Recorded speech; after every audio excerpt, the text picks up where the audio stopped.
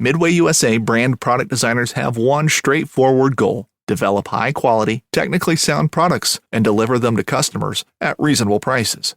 If you are immersed in the shooting sports industry and pay close attention to every single detail, you know our products are built right and stand up to everyday use. Who has shooting mats and range bag systems to hunting clothing and just about everything for the outdoors? Log on and shop 24/7 with super fast shipping. MidwayUSA.com.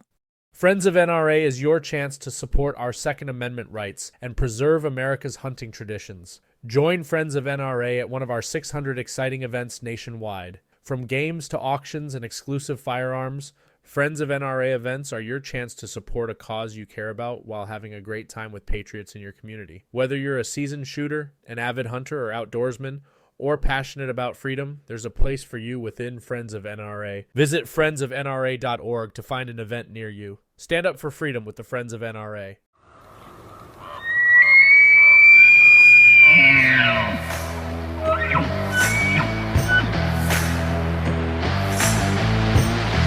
Just be sitting up there jacked with Pepsi. I'm there for the pack out. You just got to pack me in. Committed to the bow early on. Like, I love getting close and putting up. You cover a range of stuff on here too, right? Like, we call this the THP World Headquarters. You know, my grandpa Roy Weatherby. I came into like that golden little pocket where there was like 4 or 5 different bulls. Just. You're Canadian? We're doing a Canadian podcast. My name's Douglas Bode. I'm Robbie Denning. Roy Candy. Oh, it was good. I only had 2 shithead drivers, and that was it. That pulled some pretty stupid stuff. But you guys hear me? Yeah. Just having some issues with my computer connecting to my web camera here. I don't know, but this is the best you've looked since you came on the show. Yeah, just a landscape. Hey fellas, here's a BC elk that I got it for years ago. Oh yeah, that's a nice one. That's a Musqueam elk by Fort St. John. Oh, and yeah. that Gary was a 50-year outfitter up there. He said that's the biggest elk that's ever came out of his area. No shit. Yeah, that's a big elk for up there. It was only 357, but 357 bull at in the Prophet Musqueam is like unheard of. Packed him out one way. Wow. On my back. I'm just seeing if I could do an avatar for Derek. I'll just switch it over. It's having issues with it. It doesn't matter. Yeah. It's kind of annoying. Just give him like a princess avatar. Are you recording for the show right now? Yeah. Okay, well, I won't show you something inappropriate then. Oh no, go ahead. I don't have to cut it in yet. Okay. The meetings they just start recording automatically as soon as somebody signs in. So okay, well, don't be offended by this. But this is a picture of me and my mom when I was a baby. That's similar to working now. There's one morning, I don't know, a month or 2 ago, Kevin, I think it was first thing in the freaking morning, and he's like, dudes, I got into a huge accident, and he's like, it really messed up my thumb and all this kind of stuff, and I broke my thumb. Broke my thumb, and sends us a picture, his freaking cock on a hand. I'll send it to you so you can see it. It's fucking hilarious.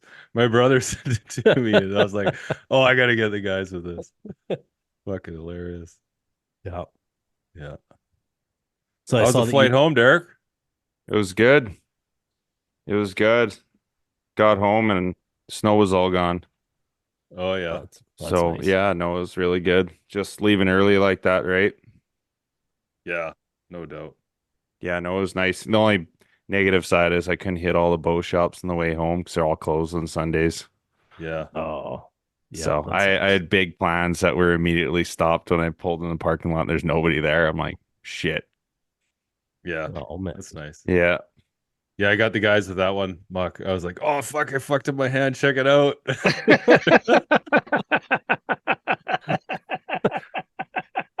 And here we are actually legitimately concerned for him too. Oh, yeah. I'm like, holy shit.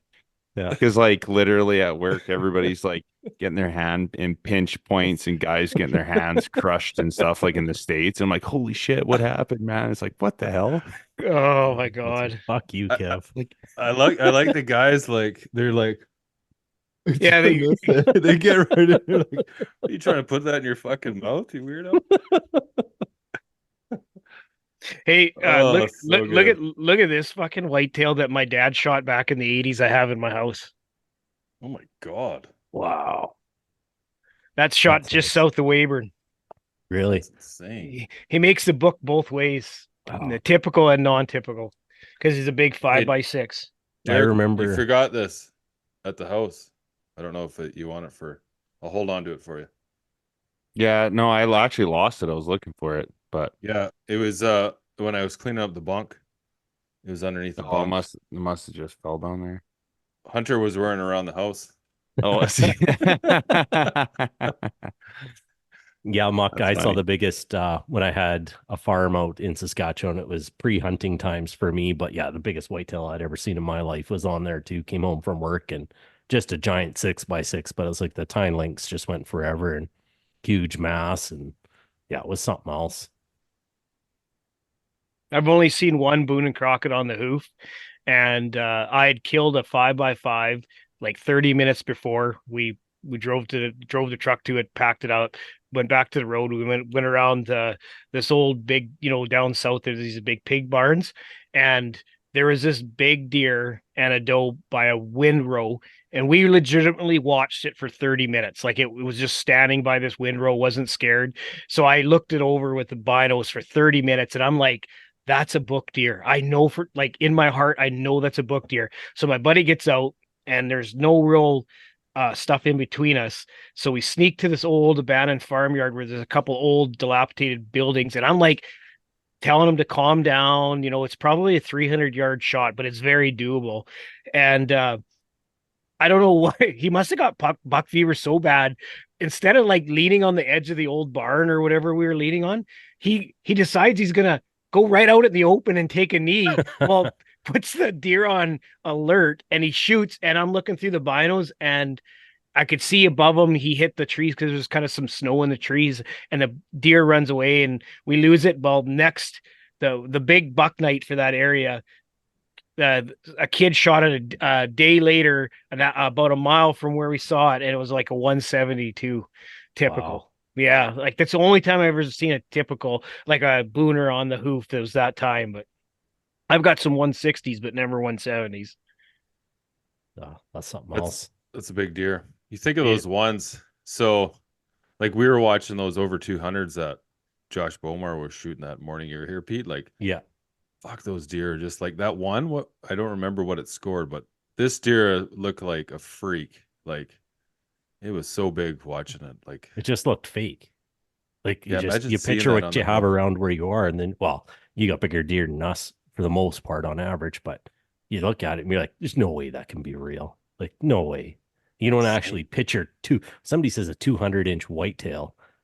I can picture a 200-inch mule deer, but not a whitetail. And when you see it, you're just like, I don't think I'd hit that either. I think I'd have buck fever like crazy. Yeah. How far from you, Muc, was that Hansen buck shot?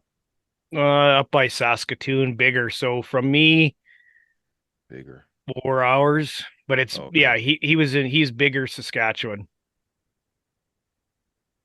Is that place known for big deer, or is it just that one? Well, it's more of a like mule deer area, I believe. Oh, but yeah, it's just a freak. Yeah, that's crazy. I don't really know that area. I love those stories. Once there's a big deer shot, then everyone flocks to it. Okay, well, that big deer was already shot. Why are you guys going there? Like that's like every deer there's that big. Come on. That's like I talked to the guy that got the Pope and Young world record. He shot it. I had hunted in the area where he had shot it, and he had said it's his. He almost wished that he didn't shoot that elk in that area, because now he's seeing everybody out there. It's just crazy. It's just crazy. People figure out, right? And now he said it's like, well, I didn't know what was walking in the bush to me. Shot this thing, and now his area is absolutely shit now because everybody's in there. Yeah, but those things are freaks. Like when those big animals go through there, they're just like, that's the one that has been avoiding everybody for so long. And it's I think it was like after deductions, it was like 421 or something like that. Fuck, that's one of the things I hate about hunting. Hunting's my whole life, but that's exactly what I hate about it. Like, you just like, what do you think? You're gonna get the twin to that or something like that? Like, why would you? Yeah, I know. God, I hate that. Flood that area and then just totally decimate whatever's there. Yeah, and it is decimated. Like the elk that are in there are like you need horses to get to them now. It's crazy. It's just unaccessible. So now like what was really a good vast outback area is now just crawling with people. It's good for my area because it gets them out of there, like the other area I hunt across, but it's just not good for the elk. Like it's just not good for them in general. Like because uh like in general, the people that are going in there now, it's just like there isn't enough elk. There's only 420 elk in that whole zone. Like that, it's exactly that. It was a complete freak just by chance. Like he'd only been shooting a couple decent sixes in there, but nothing like that. And then this guy walks out, shoots it, and now it's on the map. Everybody's in there. Yeah, there's not like, I mean, well, yeah, I don't know. It's crazy. Some areas though, like I was telling you, Derek, that place down around the Soyuz, it's just like there's always big elk down there. But yeah. I got to be on 2 hunts in the White Mountain in Arizona. Talk about fucking big elk. Yeah, down there. Yeah. Holy shit. Down, yeah. In those the desert. It's funny, like in those desert areas. That's the same with like down around the Soyuz area where those every year, second year, there's a big bull getting taken out of there, and it's really dry. Yep. Yeah. They're busted up though. Like almost every elk you see down there is busted up. Mm-hmm. Yeah. Hey, Derek, everybody's been raving about your presentation, the dinner. Thanks, man. Yeah. That's good to hear. Put a lot of work into that. I went down to so Chuck had he had a fall a little while ago. Chuck from Hardcore Pete, the guy who makes the strings, and yeah, he's been having some head issues, so he hasn't been at work. But I think he was back at work today, so hopefully he can get your strings made. Oh, that'd be good. Yeah. I wanted to go shoot my bow the other day, and I was like, "Fuck." Oh fuck! Speaking of which, there's your peep right there that I was meant to send you. God damn it! Oh, it's all good. I got a hunting one right there for you, and then the pro model. Oh, very cool. Thank you. But anyway, yeah. So when I was in Hardcore, I was down there. I went down to help get some bows out the door because the bows were lining up. And everybody that came in said you did a bang up job. So they first said you guys, so obviously, naturally, I took all the credit. Yeah. Derek, who is it? I don't know who else is there. Yeah. A couple of guys follow me around, but that's about it. Yeah, they weren't even invited. No, just kidding. Nope. Good job. So, Muc, bear season, buddy. Yep, my second best time of the year. Elk is my first, and then bear is my second. No doubt. Yeah, it's amazing how fast time fucking flies by. Well, we had you on, I guess not that long ago, because we had you on when we were talking about calling elk in BC. It's still been a good 6 months, though. Yep. Well, it was before, I think it was August of last year. Yeah, before we were all taken off. That's right. Yeah. How did your elk guide season go? Good? Well, I don't guide anymore. I basically guys just call me and I just go with them. But no, I guided or I called in a big 5x5 for a guy here, and then I spent the rest of the time looking for a moose for myself because I got drawn for moose. So I only got on one elk hunt. Killer moose too, by the way. I stuck him with my bow too, but I had to finish him with my muzzleloader because he came to like 30 yards and then he saw me and my nephew was videoing it and he kind of trotted. And I don't know, my nephew was calling to him, but he didn't stop. And so he kind of picked up and I drew back and it was only, like I said, 30 yards, hit him back kind of just behind the belly, kind of the pelvis area.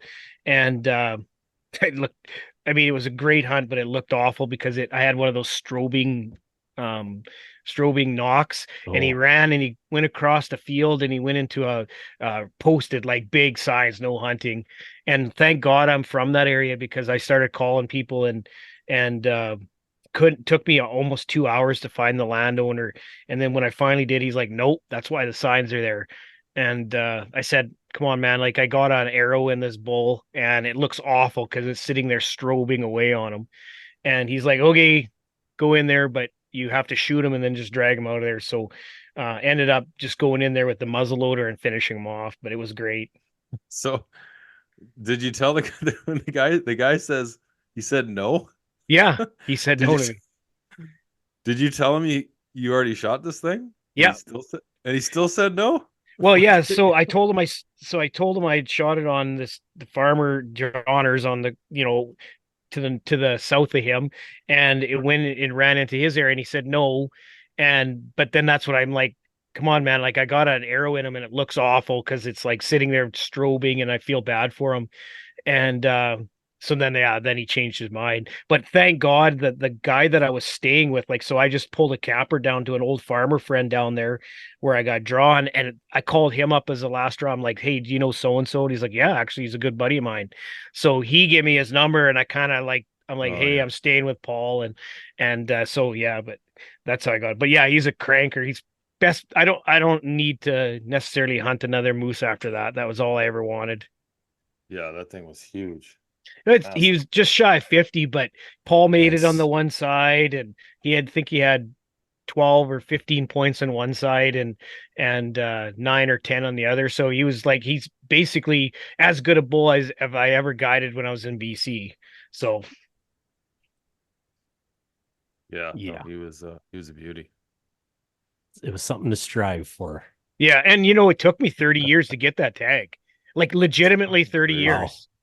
Because it's in a really low, like there's only 15 tags allowed in that zone. And of course, the way our system works here, it takes you 15 years to get eligible to draw in that zone. So I screwed up. Long time. I know. So like now I just like what I consider the big six in Saskatchewan: elk, moose, white-tailed mule deer, antelope, black bear. Those are what we consider the big six. So I just need a good 6-point elk, and then I've got them all. Now is a draw for elk out there, right? Yes. Well, there is open zones, but good luck getting anything above a spike or a forkhorn. Oh, really? Yeah. Just get shot. Oh, just literally with a heartbeat, it gets shot. Yeah. So the good zones where you're going to get a nice big 6x6 is draw only. So next year, this year I probably won't get drawn again, but next year I'll be in what we call legacy pool. I will get drawn next year. So it'll either be this year or next year I'll get my 6 point. I've never shot an elk, so I don't this will be my first elk ever. And it'll probably be my last, because the next time I get drawn I'll be damn near 80 years old. So fuck, that's crazy, man. I know, it sucks. It's so bizarre. And like in BC we have the lottery draw, so I mean you could put in forever and never get it, and your neighbor could get it 12 times. Yeah. Well, I've never I'm 53, I've never drew an antelope tag in Saskatchewan. My son, when he was 14, drew one. That's how lucky he was. That's yeah. crazy. Is that lottery? Well, kind of. It's the same thing. Like they only do 600 tags and 10,000 people apply. So you're very, so very not based limited. off points or anything like that, just random draw. Well, we do have the seniority pool, but the problem is Saskatchewan, for whatever reason, closed antelope hunting like 8 years ago, and then that reset everybody's points, or not points, but your status. So everyone's in the same pool now. Everybody's in the same pool. So they kept saying, "Oh, everybody will get drawn out of legacy." Problem is, there's 10,000 people moving into legacy at the same time I am. Yeah. So if you do get drawn, you'll never get drawn in your life again, because it takes 15 years just to get back to the pool to get drawn. Because the way it works here is if you get drawn, like I got drawn for moose, I go down to D pool and I have to go D, C, B, A, and then I have to go Super A 1, 2, 3, 4, 5, 6, 7, 8, 9 before I can eligible to draw again. And it's increasing. That's something that we're seeing too, is the point creep. Like there's one zone that it produces big elk, like 380 class bulls, and I apply for it, and it was 12, it's 15. Every year it's increasing. It's one of those zones where like you'd get an airplane and fly it. It's your best chance in Alberta to get a 360, 380 class bull. But yeah, it's just it's the new craze, right? The fad, that zone, everybody keeps applying, and I apply, I get 12 years, it's 13, 14, 15. It keeps going. And I think it's at 15 now. Same thing with moose in the southern zones. Moose is like at 20 years now. Wow. So it's like, it's not like for a couple of my uncles and stuff, it's like, yeah, this will be it. This is it. One more chance. In here too, it's the same with because my moose was a prairie moose too. But the critics will say, oh, you can go to the zones where it's open, but good luck ever getting anything. Like that's the thing. You go to those open zones, good luck. Yeah. If you do, you get something like if you're literally a meat hunter, fine. But I'm pretty much a trophy hunter. Yeah, for something that's a good representation of the species that's mature, you're like you say, you're not, especially with moose that's lower concentration in general, you're not going to see that age class. Yeah, you're right. Crazy. Anyway, it's bear season. Yep. Stoked. Pretty pumped to come out there. Yeah, I mean, it's crazy. The last 2 years, we've had snow right to the end of April, and I haven't got my baits until the first week of May. And I'm thinking my next days off, I might have to run up there and at least throw a couple barrels. I'm trying to find some beavers and stuff like that. But yeah, I'm thinking. My brother texted me, said he's got some beavers for you. Oh, yeah, but in BC or where? Alberta. Yeah, well, that doesn't do me any good. Oh. Unless when you're coming down, tell them to freeze them with them. Yeah, they are frozen. Yeah, tell them to. So I can pick them up when I'm going through. Yeah, absolutely, grab them for sure. Then, and I mean, we haven't really got together and cemented the time down, but I'm thinking that second. Well, whenever you just call me and say, "Hey, giddy up, we're going." I'm going, so I'm good to go. Yeah, I know, and I'll hop in the rig and head down there. Sounds good. I'm thinking probably second week of May is probably going to be the best because that's some of the prime movement. You're the man. I've already heard they're already out up here, so that's awesome. Yeah, guys have been well, I mean here it's I don't know. It snowed, but then it snowed up high again, so yeah, we'll see. But I don't think they're going too far from their den around here. So normally when you get snow come, like the snow line is just coming and going because you look at the hills and all of a sudden it'd be the snow line's creeping up the mountain, and then it gets cold again and we get some moisture, and then it moves itself way down. So I don't think though in that case they're going too far from their den. Yeah, we still had like -3 or 4 last night, and yeah, the snow line's coming down quite a ways. Which is, I won't complain about that for now. I'd like the water and all that kind of stuff for later on, but yeah, definitely nice to see the animals coming out a little more. Here we're on about a week straight about +15 weather now, so like that's whatever we had snow, it's completely gone. Yeah, wow, that's crazy. So as soon as the snow melts, you're throwing bait out. Yeah, there's in Manitoba where we're going, just on the edge of Saskatchewan, you can only bait 15 days before the season. The season opens the 22nd of April. So it's no reason to do that. Like, yeah, I get the season's so long and there's so many bears that, I'll probably put them around the 17th, 18th. I'll probably go and fill them up and then once a week from there on. So, and it really, like last year, it took all of 30 minutes for a bear to hit the bait after I'm gone. Like, those bears are so used to me now. I'm the only one that hunts there. They're waiting for me to set those baits up. So yeah, that's what I remember. Go ahead, Pete. I was gonna say, what kind of targets do you have this year? Any specifics? Like target bears? Yeah, Well, this is that the you're only hoping one. come back around. This is the only one I'm not letting Kevin kill. I kind of figured you were keeping that one. That's He's a nice one. He's a giant brown. Like he Is almost that the one? Is that the one from last year? Yeah, Vico. So this picture was taking the night after or the day after I shot mine with the recurve. So I went and reset the baits the next day after I shot mine with the recurve. Oh, look who shows up, Vico. Nice. Well, I mean, this year, because last year was it you shot War Pig?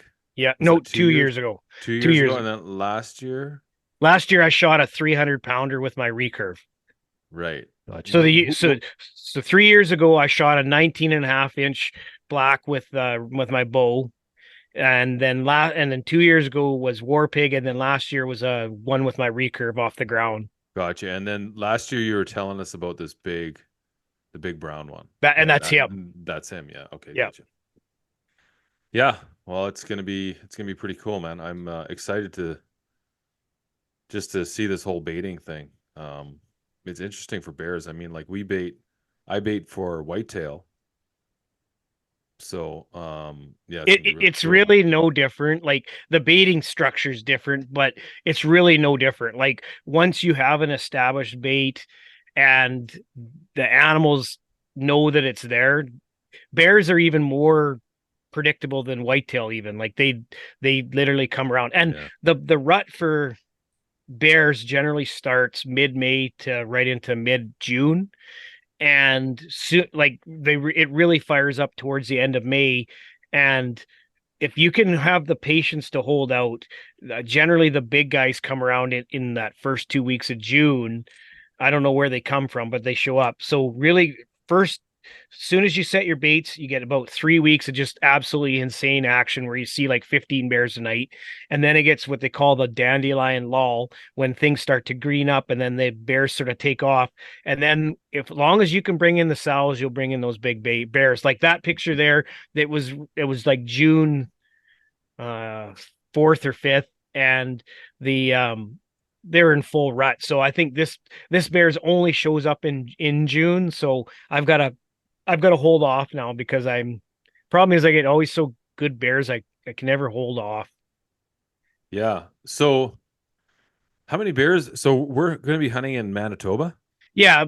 Just like I was telling Pete, like where we're hunting is like 6 miles into Manitoba from Saskatchewan, because there's a big provincial park or forest that Saskatchewan, Manitoba shares. It's called the Duck Mountains.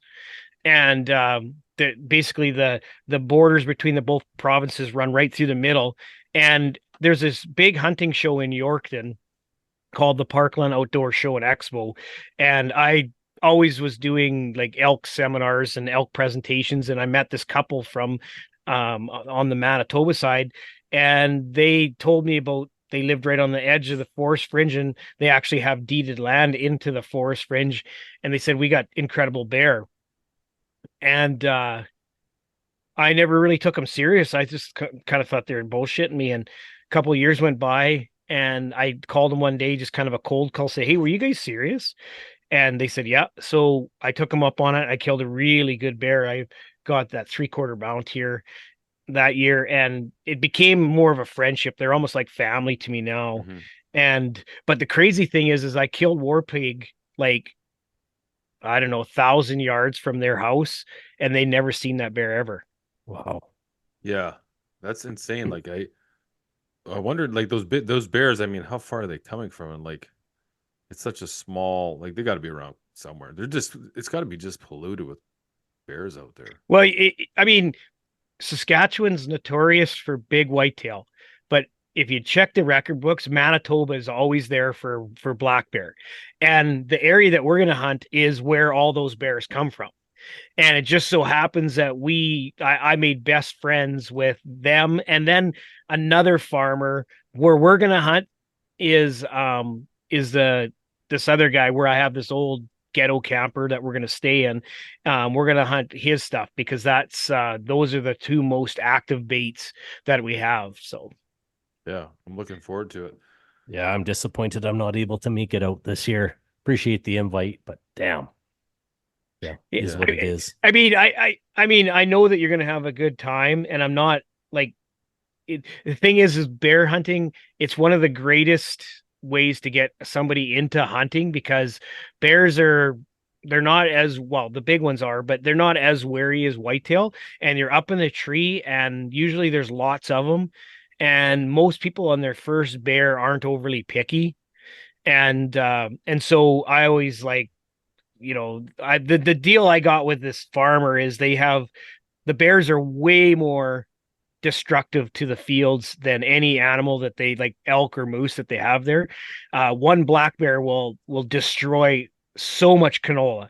And so the way I got on hunting with this farmer was that because he had lots of people asking to hunt his land, was that I brought my friends and stuff like that because they wanted to bring down the numbers. We can only harvest one bear there, so he's like, yeah, bring your friends, bring your families and stuff like that. So the kind of the deal is that he wants 3 or 4 bears taken out of there, at least 3 or 4, and that doesn't hurt the population at all. And I'm a trophy hunter, so what I do is we always try to take people out, for their first bear, and they're not overly picky, and they'll take a 200-300 bear. And like when you come down there, Kev, we're going to try to get a big one, but you can take whatever bear you want. But just not the brown one. Just not the brown one. Oh shit! I missed. I hit that one behind it. I didn't see it at all. And you never know if they might the excitement might get the best of us if more Vico comes in. But I know he won't, because I've never had him on camera until into June. Well, you're gonna have your setup there too, so. Yeah, but I'm have your bow too. But I'm my nephew Landon is the other guy that helps me, and we kind of made a pact this year that we're not going to shoot any blacks. Like I've killed 5 black bear, like black colored bears in a row, and I mean I've got skulls all over my basement, and I've got all these black bears I don't have anything to do with. So really, I meant though, like, so you're gonna have your setup. So if that bear you want to shoot comes in, you'll be able to drill it. Yes. Yeah, for sure. Are you going recurve? Well, I bought a recurve this year, a new one. Yes, my plan is, but we'll see. Yeah. No, I don't know. It's going to be awesome. I'm pumped. Yeah, it'll be good. I mean, the bear action you're going to see is just world class. Like the one we had a young guy come last year, and we had 15 bears in one night. Oh yeah, that's crazy. Like here in BC, like we'll see. So like some days we'll go out and you could spot 5 bears, but it's different, right? It's like optics. You might catch them crossing, running across the road when you're driving down a forestry service road or something. Most of them are you're glassing though, right? Like it's all spot and stock. So I've always wanted to hunt the island there for black bear. Vancouver. Yeah. It's kind of my bucket list. Wardo was there last year, and they ended up I think they got one. They got it with a rifle. I think Nolan got one with a rifle. But yeah, really fun and really cool. So like I've hunted same thing like along the coast, a little different, but more the north coast. But we hunted a lot of coastal bears along the ocean and stuff. So, but they were bigger than the bears down here. But like I really wasn't into bear hunting when I lived up there. It's kind of a shame. Like we just never did it. Just like waited for moose, and we hunted a lot of blacktail. So black bear is kind of one of those animals that either you hunt it or you don't. Yeah. And like the farmers around there, they all think I'm crazy for baiting them and hunting these bears because they can't stand them. Mind you, they are very destructive. Like I've seen the damage in canola fields and stuff, and it's incredible. I've never held out till the fall to hunt there. But in the fall, they say that there'll be 20, 30 of them in the fields, and just because they're basically grain fed. Yeah. So like I remember the old garbage dump, and that's what I'm picturing it, where there's just like black bears. You're backing your truck up. Remember that in Rupert, Pete? Yeah. They had that open garbage dump, and you drive down there, and there'd be like 30 black bears just rolling around in there. That's kind of what I'm like. I picture, like, would you say like you get a lot of bears action? Just like these bears come in, they sniff around, another one leaves. It's gonna be pretty cool to watch. Like it's gonna be cool just to see those bears that close and like just how they interact with each other, because you don't really get to do that when you're spot and stalk hunting them. It's funny too, because I think we talked about this last time, but each bear has its own personality. And that's why I think why I'm so drawn to bear hunting, because it really is the most boring hunting you could do, because you sit in the stand for hours and hours and hours wait for 5 seconds for this ghost to show up because they're so quiet. But it's the fact that the way they interact with each other, and then the way they interact with you, because the big bears generally will know you're there and very aware of you, but what I call the teenagers or the intermediate bears, they know you're there, and they interact with you a lot. Climb your stand, to climb your ladder. The younger males will huff and stuff, but more what they do with each other. And we talked about it last time too, is like they will tell you when another bear comes before you'll even know another bear's coming. I don't know how they do it, because we're up high in a stand, or I don't know if we're going to hunt from the ground, as whatever you want to do. But usually when we're up in our stand, 15, 18 feet, we got a pretty good advantage over the whole area. But they're on the level, and they're by the barrel, and all of a sudden their head snaps up and they know where another bear's coming. And it's pretty cool. Like, I think that's what I like about bear hunting the most is, you're so tired, you're so like bored, and how many times can you listen to the birds, and all of a sudden you hear a crack or you hear something and your head snaps, and sure enough they come sneaking in. But I added last year, when I shot it from the ground with my recurve, added a whole new kind of element for me, because I'm like, one thing you'll notice with me is I should be, but I'm totally not scared of bears at all. And so when I decided to shoot one with the recurve last year, I decided that I didn't want to do it from a tree stand. I wanted to do it from the ground. So then the first bear that I tried to get, I climbed out of the stand while it was at the barrel and tried to be super sneaky and hide. But then him and I had a face off at 5 yards and he ran. So then the next time I told my nephew, I'm like, the next time we see a big bear coming in advance, I'll climb out of the stand and I'll hide behind the tree, and then you stand up there and video it. And that's what we did. That's how I end up getting them. But so it was pretty cool, like to basically recurve it right from behind a tree. And so that was fun. But yeah, no, it's gonna be cool. It's like I picture it being like whitetail hunting too, like when you're sitting there and you're so bored and like nothing's going on, and then all of a sudden one comes in and it's coming in so slow, and it's like, oh, what is it? What is it? Is it good? Oh, so waiting to see the antlers. So I've only been on a few good whitetail hunts where you see a big buck coming and you're in the blind or whatever. Mm-hmm. But what you described is exactly what it's like. Like you literally go from being so bored, and then once you see the big bear coming, it's like the biggest anticipation of your life. And 2 years ago when I got War Pig, it was like I saw him coming, and I instantly knew that was him, just how big he was coming. And it went from, almost falling asleep, like that 19.5-inch bear that I got the rug done. I actually fell asleep, and I was sleeping, and something caught, like, it wasn't a noise, just I woke up and looked up and there's a big bear walking in. I was like, how did I not see that bear coming in? And but yeah, no, it's gonna be fun. That's exactly like just that anticipation. That's where you start getting like you start getting amped up. You start like, oh, is it big? And then it's like, it's funny because like you seem to get more amped up than you would if you're sitting there having a calling match with an elk, or you're doing a spot and stalk on a mule deer, and you already know what it is you're going after, and you move into it. There, it's like you're just sitting waiting in anticipation, like you don't know what it is yet. You're like, oh, what is it? What is it? What is it? And then sometimes it's just it's a doe or it's a smaller buck, but typically with bears, the way it works is you go in there, you fill the bait up, you fill it before you go and hunt, or you fill it in like whatever. But typically what it works with the bear is the smaller bears come in right away, and then they kind of get bigger as the night goes. That's typically how it works. Now, you may get a big bear coming in right away. Like a couple years ago, I kept texting a friend from the stand. I'm like, get your ass up here. This bear's been here for 4 days in a row at the exact same time every day. And he's easily a 19, 20-inch bear. And he's like, I can't get away. I can't get away.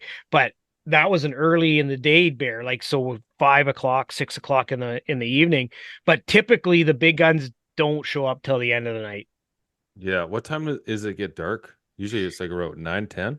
Oh man, we're hunting towards into May. It's I shot war pig at like 9:15 p.m. and that's Manitoba time. So that would be, I think that would be 8:15 my time. So it gets late. Like you can basically see in June till 10 o'clock or more. Yeah. Yeah, for sure. No, it's gonna be a blast, man. I'm super pumped to go. So we're gonna be going in and baiting these things off every time we go into going to the blind or in the stand. Yeah, so like I'm running 3 baits, but we're gonna be only hunting the 2. And the way it'll work is we'll pick which one. Like I have like usually 5 cameras at each site. So I'll have every angle of every bear that's coming in there. And whatever is the one that's has the biggest bear and has the most consistence, we'll bait it when we go in. And the other one will just bait like in the middle of the day while, because we're not in there all the day. We're going to hunt. We'll hunt first thing in the morning, like 3 o'clock in the morning. We'll go in the dark, and then we'll stay till like 7, 8 o'clock in the morning. And then we'll come out and make breakfast, have a nap, and then we'll go back in, or we'll go and bait.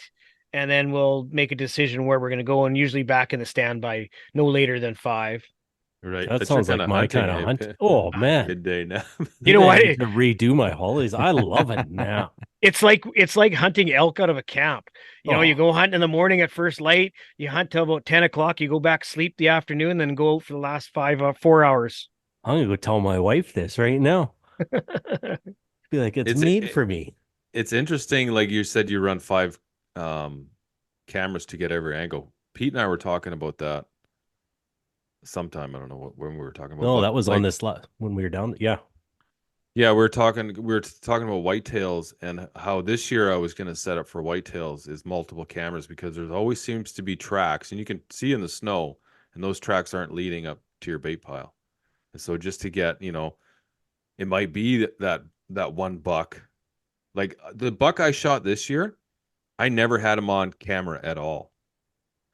Now, it doesn't mean that he wasn't going into that area and just sniffing around, because I happened to see, like I shot him and he was going towards the bait, but there was also a lot of tracks going right past the bait. Like they never actually went into underneath the tree. I put them underneath the tree to keep the snow off them. And it just made me wonder, we were talking about like, yeah, next year I'm going to set up more cameras, because that buck that I shot, he very well could have been just walking past it every day, left of it or to the right of it, and you going just the camera screen. He could have been smelling me, or just didn't like the smell of, because there was some coyotes and stuff that go into the bait as well.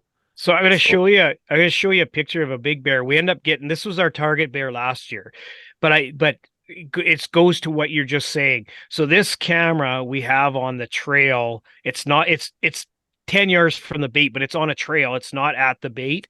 And this bear was just up and down this trail, and we never had him on the camera at the bait until shortly before we got him. But he was on this trail camera probably a dozen times, but this is the bear that we end up getting. Holy wow. Shit. That's a big bear. That it just goes to show what you were saying. If I didn't have that camera down the trail a little ways, we would have never got that picture. And I remember going through when I pulled the cards, like when I went up there to refresh the baits, I generally don't look at the cards until I come home. And when I pulled that, I was like, I text my nephew, giant alert. And but he wasn't on any of the cards at the bait. So I don't know why he wasn't going to the bait, but it's exactly what you're saying, Kevin. It's like sometimes they're just transient. Yeah. Yeah. And that made me wonder when like just you could see all the deer tracks in the snow, and then you're following like a specific buck that's walking through you when you're crossing going into your blind or going to check your trail camera. You could see good tracks and you follow those tracks and they don't go into the bait, like we're underneath the tree where the rest of them are really, you know, the doe. You see lots of does in there, you see some smaller bucks, and that's all I was seeing. And then I was in I was in that blind for not very long, a couple hours, and that big buck walked out, and I've never seen him before, but he was never on that trail camera, and then made me think, you know, maybe he is just he was walking by all the time. Maybe he was around there and just walking by, and I never knew it. It's just now I'm in the blind and I can see him. You know, and I shot him on while he was walking on a path. So, yeah. I gotta show you guys just once I find it, the coolest picture ever for War Pig.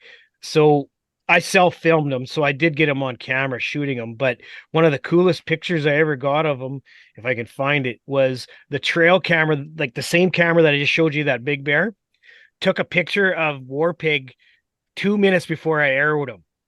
Oh, so that's cool. He was coming in, and like he'd come and gone the whole night, but he knew I was there, so he didn't want to commit. But just before dark, he was walking with a different purpose when he was coming down that trail. I knew that he must be thinking about coming in this time, because before he was always being hesitant, and so he came in right here. No, that's not it. And the camera took a picture, because I didn't know it took a picture, obviously, until I went and pulled the cameras or the cards the next day. And the camera took a picture of him 2 minutes before I shot him, because that was the last, like, where the camera took him was like 10 yards from where I arrowed him. So what would that take him? 2 minutes, you know, the way a bear goes. But oh, right here. Here it is. So this is the last picture of him known alive right there. Bear's big. So I mean, everybody's got that special kind of story with an animal that they've harvested, but for me, that just added to it. When I pulled the camera or the cards the next day and I saw that, I was like, wow, not only did I get to harvest them, but the trail camera kind of picked on it too. So yeah. Is there any have you ever gone, like, has there ever been a target bear that you haven't killed, that you've been really like going for and just you've never seen them? Or have you always been successsul? No, target bear? Yeah, we had one bear. Yes, I should. We had one bear. We called him Divot Head. He was he had a big divot, like, you know, every bear has that. Big bear has a crease. Well, he had the crease, but he also had this big divot looking thing in his head, and that's the only. And we estimated him over 500 pounds, and we never did get him. Wow. So yes, that's the only sort of quasi target bear that we had that we never got. But we got War Pig, we got Landon got his big 450-pound bear. We got this guy. We just have to try to get Vico. Yeah. Well, man, I'm hoping I'm there when he walks in so I can drill him. Dude, I truly hope you get a 500-pound black one. Hey, Muc, I'll call you after and I'll tell you what you got to do with Kevin's bow. It's what I do all the time when he leaves it by my camper. Yeah. You'll be safe. Hey, buddy, your bow is sitting in my garage. I wouldn't be chirping right now, but not smart. Do we have time to tell you a quick story from last year? Oh, we got as much time as so I'm all about networking. Like I've met this Cody Robbins. You guys know Cody, right? Yep. So Cody had me down. I called in a big 6-point bull elk for him, or 7-point bull elk for them 2 years ago. And while we're down there, we met this farmer, and that gave us permission to hunt on his land when we were hunting for elk. And he mentioned to me that he wanted to hunt bear, and I'm like, you want to hunt bear? And I mean, this guy has mule deer running all over his country.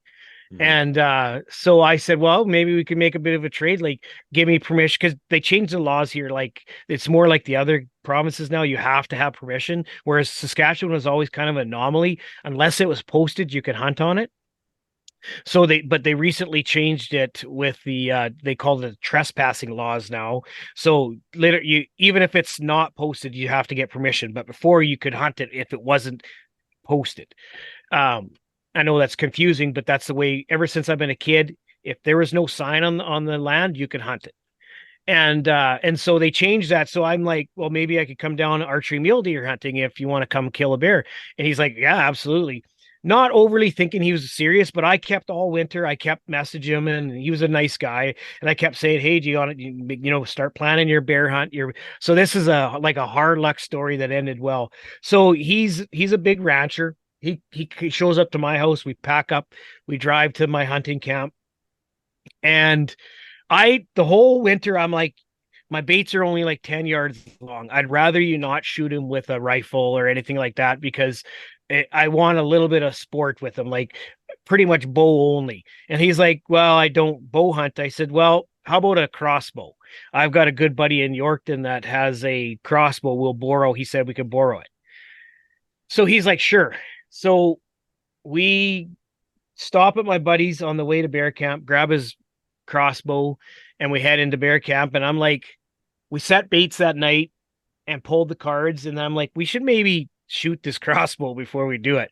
And he's like, good idea. So the farmer that we stay at, he's got bales because he's got cattle and horses and stuff. So we set up target, and it just wasn't going well. That the thing was shooting just weird, and all of a sudden, eventually, boom, the string blows off. And I mean, I'm a bow hunter. I'm not a crossbow hunter, so I know nothing about this thing except for I know that we were doing it correctly. We were not doing it incorrectly. I did know that. So the string blows off. So now he's like, "Oh no, what are we gonna do?" And I said, "Well, I got my bow here. He's a little taller than me. I'm a short dude, but he's a little bit taller than me. But I'm pretty sure I could teach him to shoot 10 yards, that in that day." So we shoot my bow when the draw length was a little bit short for him, but he could make it work. And he was shooting very well. 10 yards, he could hit the bullseye with a broadhead. So I'm like, I'm pretty sure that you could do this, Tyler, even though you're not a bow hunter. I could lead you through it. And so that night we pack up about 5 o'clock in the evening. We drive the quad in, and I drop him off at the stand. And I said, just climb up the stand, and I'm going to drive the quad out a couple 100 yards and then I'll bring the seat in. I said, maybe it's a good idea to practice drawing your bow from up top there. He's like, okay. So I turn around and I'm tootle away with the quad, and I walk back in. And I come back, and he's like, "Oh, Muc, I'm so sorry." And I'm like, "What?" He goes, "I dry fired your bow." And I'm like, no. And I'm like, I'm trying not to be mad, because it's kind of my fault, right? Like I pushed him to shoot bow, and he didn't really want to shoot the bow, but here's the story. He's like, so what happened is, he goes, "Muc, as soon as you left, like within 10 seconds of you leaving, 2 bears came in." And he goes, I didn't want to draw and accidentally shoot him. So he goes, I didn't put an arrow in. He goes, and the only reason I did that is because I didn't want to accidentally shoot a bear. And which makes complete sense, meaning that, you know what I mean? Like I see his good intentions, and he goes, I went to let down, and he goes, I hit the trigger and it went off. And I mean, it just mushroomed. It just mushroomed my cams. And so I'm like, oh God. So now what are we going to do? Well, the only thing we had left is the old Defender shotgun with 1 ounce slugs. And so I'm like, holy shit. If you want to shoot it with the shotgun, you're welcome to shoot it with a shotgun. Man, I don't know if I'd trust him with anything after all these weapons. And what else you got? It gets better, fellas. No. So we're in the stand for about a day and a half, and we'd seen probably 24 bears, and there was one probably 250-pound colored bear that he really liked. And I really didn't want him to shoot our colored bears, but I'm like, you know what? Mike wants us to take as many bears out of there as we can. So I say, if you want to take that bear on the last evening, you go ahead.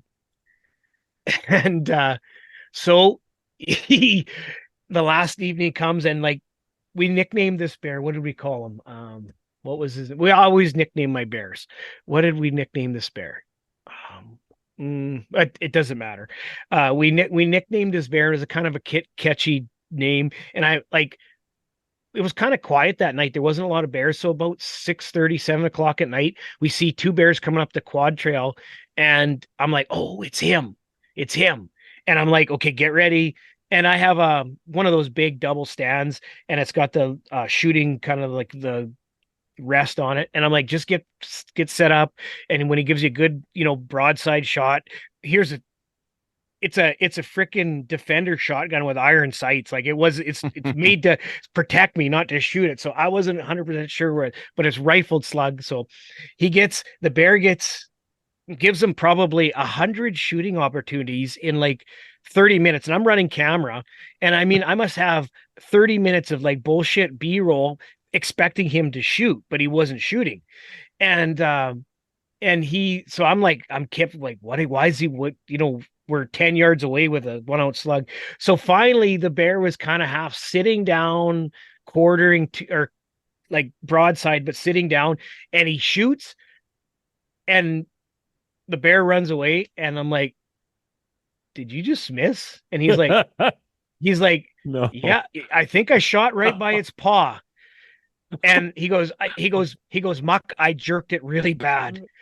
And I'm like, oh, so I review the video, and sure enough, he hits the ground right by its paw, and it runs away. So now he's like totally dejected and like defeated. And I mean, so I unloaded the gun. First of all, I walked down to the barrel just to make sure there wasn't any blood or anything like that. And there wasn't. So I climbed back in the stand, and I unloaded it, and I checked the trigger press on it. And I mean, I'm telling you, it probably was 25 pounds or more trigger press. Yeah. Like it was really, really hard, stiff. It's like a Benelli Nova, the short little Defenders. And yeah. And so he goes, I was pressing it, it didn't work. So he goes, I just jerked it. And so I'm like, well, I mean, we still got 2 hours till darkness. Maybe he'll come back in. And so a black comes in and two others. And I could tell that this was a young boar because the way he was acting. And I'm like I would normally not let him shoot a bear this small because he's probably 200, 225. But he I know he just epically fails time after time. So I'm like, okay, so I kind of coached him how to shoot it, like just really be really smooth and don't jerk it and talk yourself through it. So the bear walks away from the tree.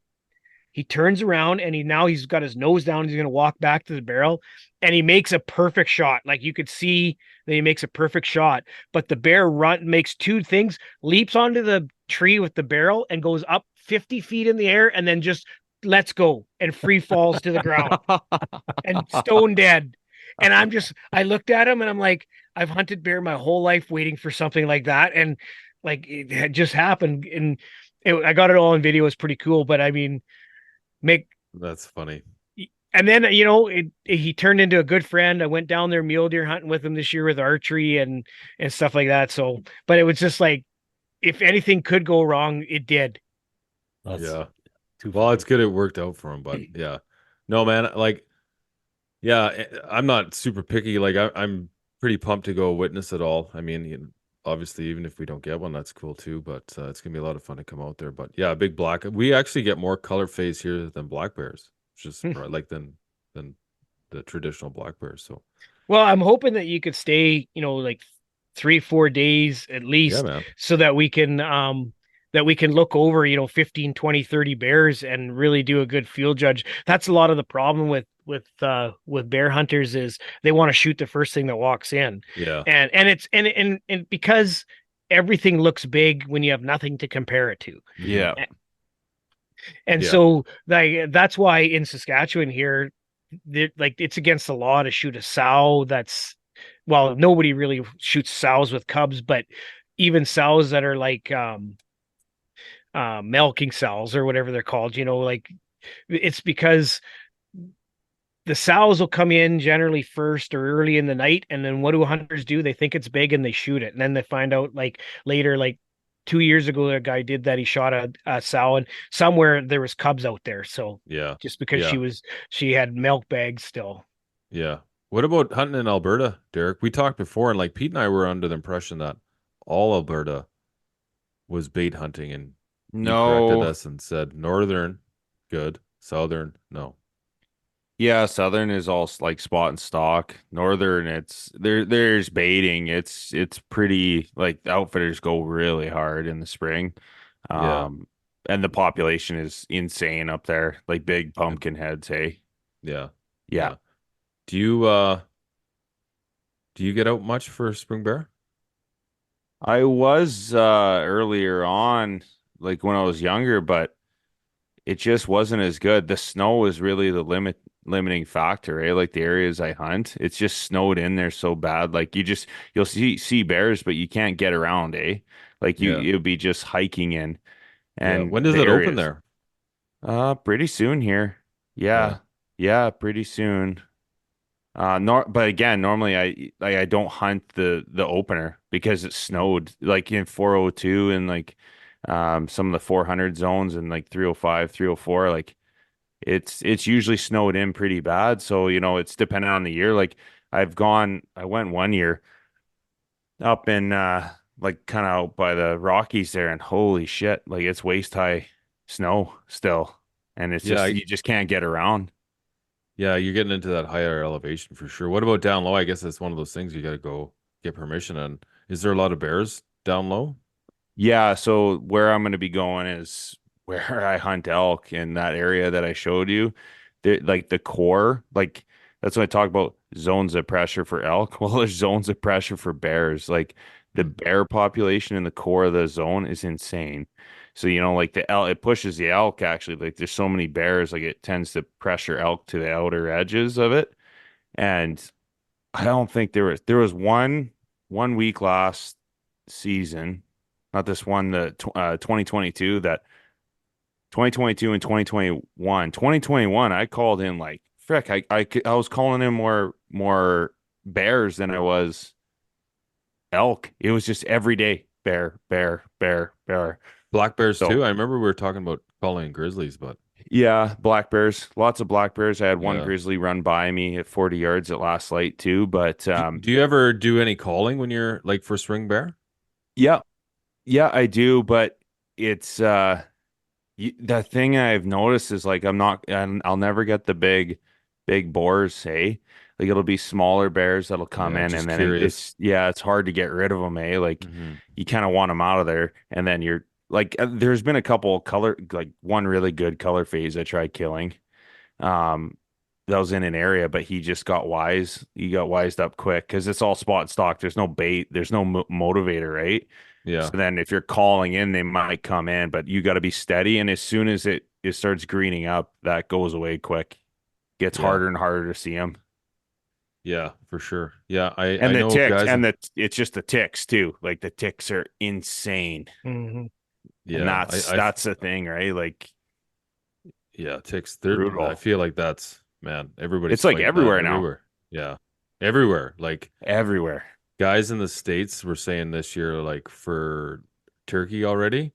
Some of them were like, "Fuck, the ticks are too bad. I couldn't even go out." Really? And if you're getting to the point where if you're a diehard turkey hunter and the ticks are too bad, you can't even go turkey hunting. It's like, holy fuck. Yeah. Right. Yeah, that's 2017. Like we were bear hunting, we were hitting it hard, and like big country rifle, we weren't going for archery. Like so we were like serious to kill some bears and really, really serious. And the ticks were so bad, we ended up having to stop every day. It's like nonstop ticks, like 20, 30 ticks per person kind of deal. It's just insane.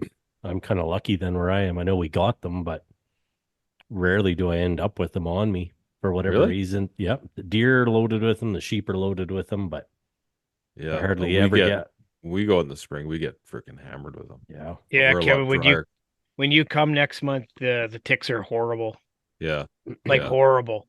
I'm going to show you a picture of a maybe it made your way there because I know somebody showed me this picture of this bear with the ticks in its face, and I'm like, you sent us that one. Yeah, gross. Send it again though. Oh yeah, you. Yeah, let's see it again though. But yeah, it's gnarly, man. Well, like we were talking, were we talking about it on the show?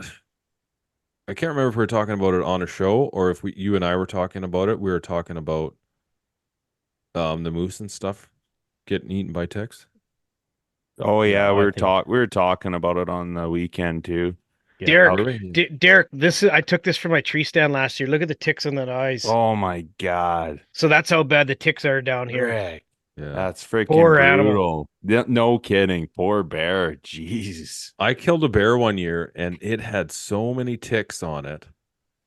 You could just like I take my knife and just scrape them, and it was just absolutely disgusting. They were just like the size of my thumb too. My first bear in Manitoba was that way. It was so bad there wasn't 1 square inch that wasn't crawling. But I got a trick for skinning bears now.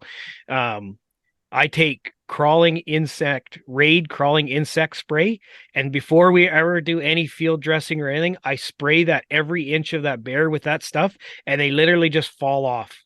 Yeah. So when you skin it and stuff like that, you don't have any ticks on you. Because I learned that after that first bear, because I even took it to the taxidermist and he was even disgusted from it. Yeah, it's funny. Like, one of the taxidermists that lives here, a friend of mine, his son ended up getting bit and contracting Lyme disease from a tick that came in off a bear hide. Poor little bugger. Yeah, right on his arm too, like right there.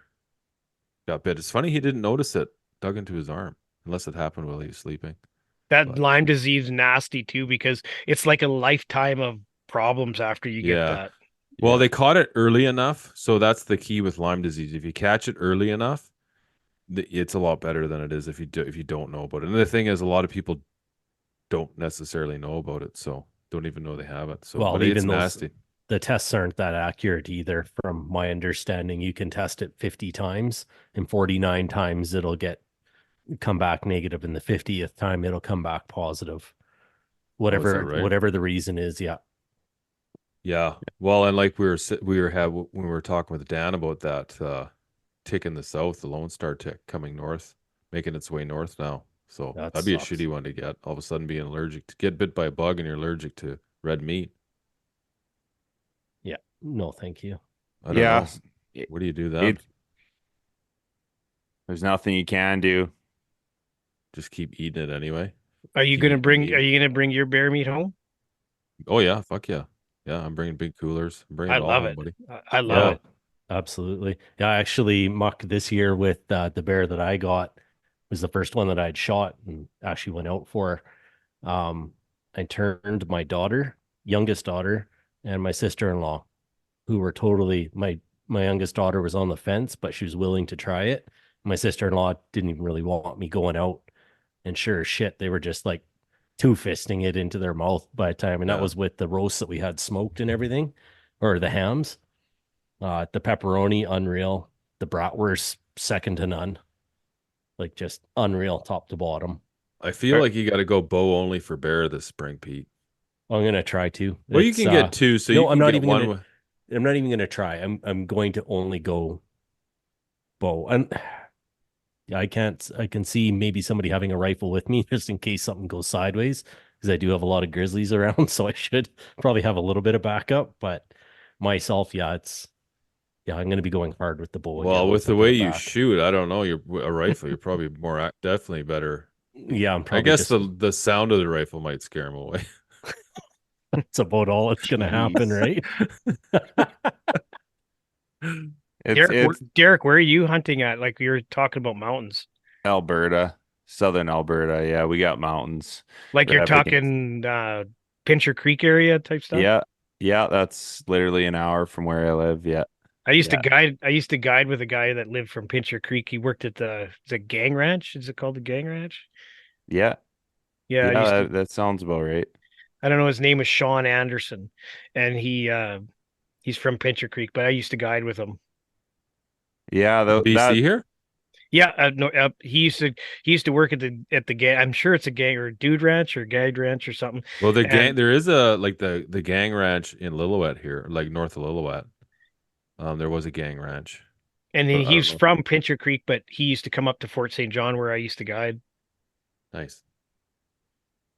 So yeah, like no Nice. wonder you guys would get into snow, because you could Yeah. have plus 30 weather one day and then snow the next. Yeah, like we got 15 degrees right now, like today, and we're going back into a winter wonderland over the weekend again. It's just nonstop. We get the Chinook, so it's like freaking insane. Like it'll temperature swing like 20 degrees in a couple hours, but in that high alpine area, you don't really know what you're getting, right?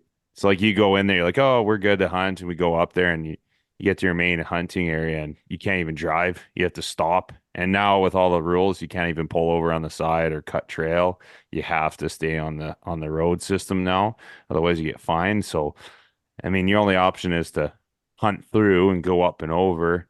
But yeah, that is how you have to hunt in southern Alberta. It's depending on how early you can get in there and just trying your best to follow that chartreuse grass line and just hunt that line. You can do some predator calling, but as soon as that grass greens, it's not really effective anymore. Yeah. Here, What here in Saskatchewan, we call that the dandelion lull. Soon as the dandelions come out, the bears go away. Yeah, it's usually what we try to do is we eh? try to hit that level of dandelions. Like we'll all be talking to each other, and like such and such went up to this lake, and be like, oh yeah, they just popped, or well, they just finished off. They're on their first cycle where they just seeded. So it's like, all right, I got to get up higher or whatever to get to the fresh stuff. But yeah, that's all we do is hunt the dandelion elevations there at for May anyway. Yeah. Right on. So I guess we'll wrap her up. How was your week course, Pete? Oh man, it's still Back to ongoing. school? I gotta go back upstairs and finish off my homework here. I got a few more questions to do. It's insane. And 3-hour exam on Friday. So it's just the Shitty. math, and the other stuff isn't that big of a deal. It's just my water distribution course. So Oh yeah. Well, most of the other stuff kind of ties into a bit of, I know a little bit about a lot of it. But man, some of the math stuff, I'm glad it's not a huge portion of the course. So Pete, we're gonna have to get out and shoot some 3D now that we kind of do the odd same tournament. Yeah, no, absolutely. I saw that you just finished shooting outside or something like that there, and yeah, finally got our 3D course set up yesterday. Oh, that's good. Yeah, no, I'm definitely, as soon as I get my bow back, I probably won't have time to if I get my bow back.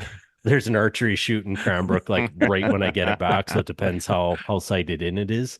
It's gonna be way off, Pete. Yeah, I'm sure it's gonna be way off. Why won't this string pull right back? Like it's those little diamond kids bows? I should just send that back. Yeah. It's gonna be embarrassing when I beat you at the Bighorn with that one too.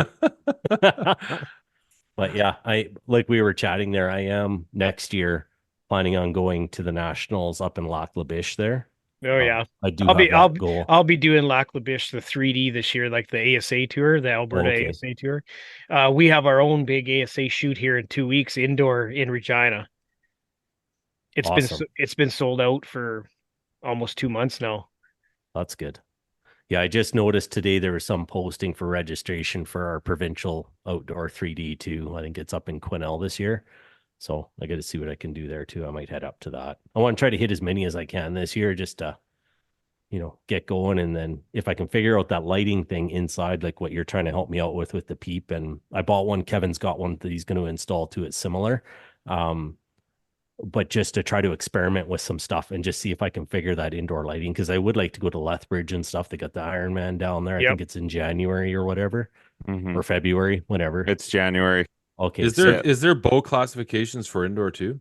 You bet. Yeah. Oh yeah. Okay. So yeah, I'd like to hit a few of those, but I'm definitely not driving 5 hours to be like, yep, still can't see out my bow here. Yeah. Are you guys practice inside, like in your garage or anything, to practice with different lighting? Well, I'm thinking if I got the downstairs now, so I was having similar issues, so I should be able to get some of it figured out. And then anytime there is an indoor shoot, as long as I have a setup where I can change peeps and the colors and all that kind of stuff, I can play around with it and see. I'll be able to figure it out eventually. There's got to be something simple that it is. It's just I didn't Well, have I the mean, right setup at the I right time. noticed, That's all. like I was explaining to you with the shape of the inside of the peep matters and like black. Because Yeah. I know you shot the red one, my bow in the garage, and the red, you didn't get any glare off it. No, and it was good. And that's a Like bright that. garage with that shitty lighting in there. What type Yeah. of peep are you running that you get the glare? It wasn't so much glare. I just had a really hard time seeing the outline of my housing of my site. So Okay. to be able to know, be like, all right, I got circle on circle, I'm centered. I could see my pin fine. I could see the target pretty good as far as my old eyes can see the target. It was literally, I just couldn't tell whether I was perfectly centered or not when I was at my anchor point. You know, So- I'd just be a little off all the time. Like this peep that I'm going to send you, do you know what size of aperture you need? Well, I think the one that we took off there, Kevin, that was a 3/16, right? And then Well, you had a 1/4 inch and a 3/16. the 1/4 inch was on my old spare string. That wasn't the string that I shot with. So the 1/4 inch would be like a hunting setup. Like it definitely wouldn't be for 3D. It'd be just way too big.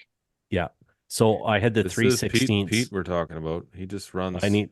You never know what he's gonna run. I just fucking whatever. Just give me a pointy Maybe stick. you I'm need. gonna send it down range. Hey, maybe you do need that bigger one for all the light. I don't know, or maybe you need a clarifier.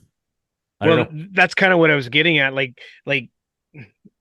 for hunting, yes, well, actually, I use a reducer or a smaller aperture for hunting, even because what I find is my peep is way bigger than my hunting scope, and you know, it's very, very. You have to be very, very precise to get it perfectly in the center. So you want to match your housing to your peep, and in 3D at least they make the peeps that you can adjust the apertures. That's why I'm saying, like, if I knew exactly what aperture you need, like one of these peeps that I'm sending you, I can put a 3/32 aperture in there for you.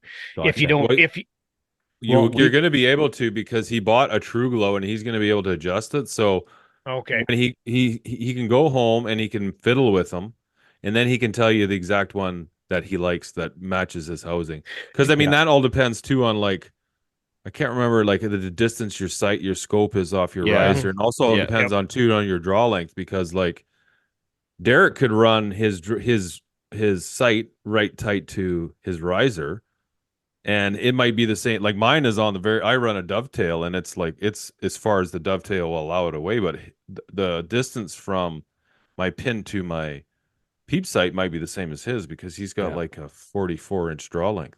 Yeah, not quite. For my housing size, I've got a Spot Hog triple stack, so I've got the multiple rings that I can do. When I was shooting at Kevin's place, I had actually, on my way there, I had swapped it to the bigger ring that's got basically 3 sizes, because you got your outside, and then you got there's a little line that separates the. But that's only going to do you good, Pete, depending, because you're not going to be able to see. It's all going to be cut off from your peep sight. Yeah. And anyway, but what I was getting at is, when I do the outdoor, like any of my outdoor shoots before that I've done, whether it was nationals, Bighorn, wherever, it was always the smallest one is what I had on that housing. It was just a skinny green one that I screwed on, and that's the one I've been running the whole time that I've been shooting that bow, and I never have a problem. The peep seems to fit that fine outside. The first time I wasn't able to kind of just see what was going on was that first time I shot inside. I had no idea what was going on. I remember us all talking about it. Yeah, I have the same thing though, Pete. Like anytime I'm like tuning a bow, I have to be really careful because I can't see.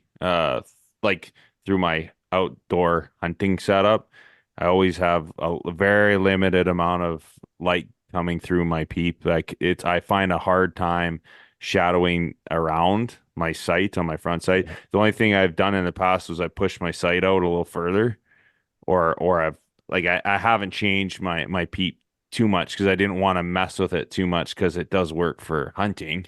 Yeah, but I'm running the same thing. Do you try messing around with opening, like you shoot with your eye closed, right, Pete? Yes, and I've been trying to practice. Try opening it a little, just to let a little bit of light in your left eye when you're shooting. Okay. Yeah, I have been trying to practice over time to try to get my, like, I know we talked about it last year a lot, shooting with both eyes open. And when I am outside, I do try to do that. I just haven't got there yet. Like I end up shutting it, but I am trying. But yeah, no, that's a good thing. Do you shut it because you can't What gets out of focus when you open your left eye? Fucking everything. I'm old. I don't know. It's Or like, just are you I left eye can't. dominant? I just can't see down my peep as well. You No, I can't think when I'm you right open eye your left dominant. eye. I think it's just So I your don't know. left, yeah. Well, it takes some I don't know. practice to do it, but you get a lot more like you get a lot more light in. Yeah, and it's not that I can't see down with my right eye when I have them both open. It's just not as clear. Like it's not like Well, I you're close my left so eye and it gets crisp.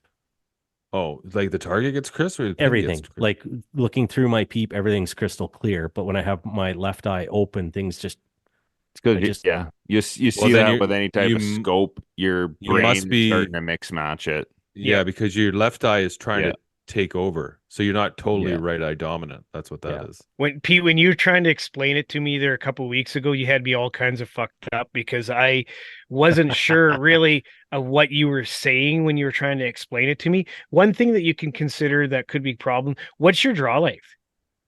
28.5. Because and your axle to axle, your bow? 33. Says like one thing for me, I'm not a tall guy, so I need a steep, like a 52-degree peep. If you're, a tall dude or something like that, you might need your degree might be 37, 45, and that actually will make a difference on the clarity of your looking through your peep, and especially indoors. Can't. Yeah, you might have peep can't. Oh, That's That's right. what Wyatt. That's what Wyatt has right now. We can't get him because Wyatt's shooting a 30, shooting that laser, and I think it's 37-inch axle to axle. Yep. So he needs a 52 like me, probably. Well, he's only got a 22-inch draw length. Okay, 'cause I'm a 27 and a half. Yeah, but he's only 12, right? So right. He's not very tall. But The- we've been playing. We can't get him. You can't get enough. Enough the angle's tilt. too. Yeah, we got to get really. It's almost. Yeah, it's almost. So then you straight. don't have peep alignment, so you're just losing a bunch of light. Well, that's right, and that's Yeah. what I think may be happening to you, Pete. Outdoors, Okay. it's not a big deal. I Because can put it in you're in light. the draw board and look at it.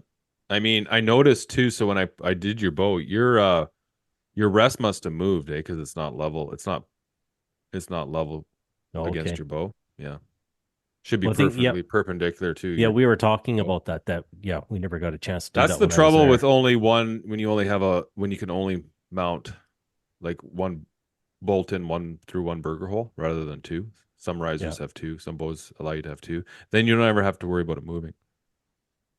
But yours was well, it was a good thing to learn when you were showing me that stuff. And hopefully in the next year I'll be getting my own bull press that I'll have set up downstairs, and I can keep checking that stuff as we're, every couple months or whatever. And yeah, I'm every time interested there's a too to shoot see what's coming going off, on with your limbs. Where you have your limbs are all to kind of because hold it in there. I put it in the draw board and I looked at it. Like I even put the laser on it. You don't have any, like you got a little bit of cam lean on your top cam, but not a lot. That's not what's calling your limbs to do well. Like they're doing like they just look like they were in a bit and not perfectly flat. the one is doing a weird thing on the inside. What type of bow is it? It's a shitty Hoyt. A Hoyt Ventum Pro 33. Hoyts are for women and kids is what I always say. Oh yeah, that's got. I'm insulted. I shoot a Hoyt too. Yeah. Well, yeah, that sounds odd. Your cam's doing that. Well, it's his limbs. His limbs are. It's my limbs. Yeah, oh, maybe the deflection. Maybe is it split limbs? No. Split limbs. I'm not overly knowledgeable like that, but I do know if you have them out of the wrong, like if you have where the top ones were messed up and supposed to be on the bottom, or you know what I mean. You can get all kinds of weird deflection that way, but.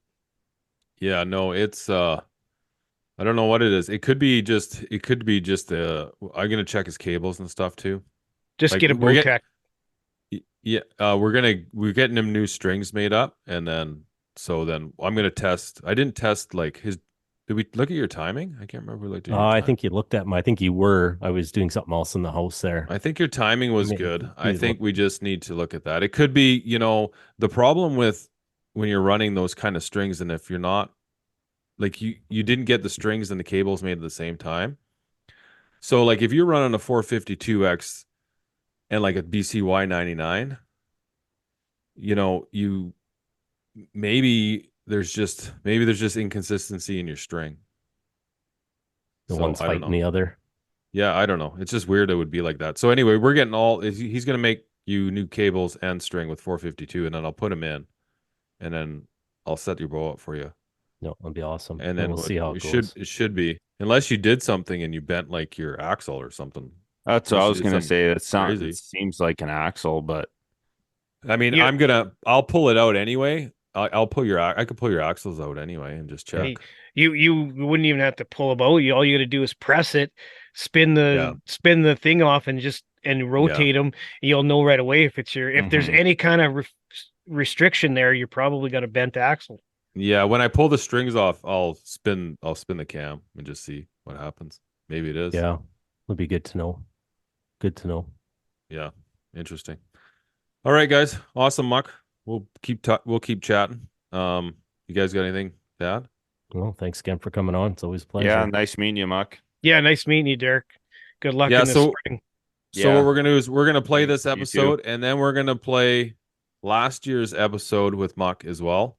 Rather than ask all the same questions, we just I figured we'd switch it up. So we'll play this one and we'll play the next one in 2 different episodes, but we'll play them kind of back to back. So when you're done listening to this one, listen to that one again, because it's full of great tips and stuff, and you get to hear the great story of War Pig again. Yeah, my friends hadn't shot your other bow yet. Your other bear.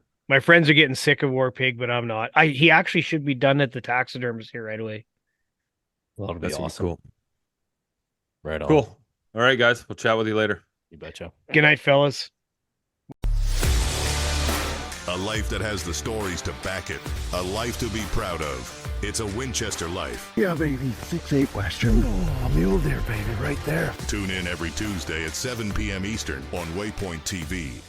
Gear up for the hunt and learn from the best with Deer and Deer Hunting Wednesdays at 10 p.m. Eastern on Waypoint TV. Tune in every week for expert hunting tips and unforgettable moments in the field. Waypoint TV, your destination for outdoor entertainment.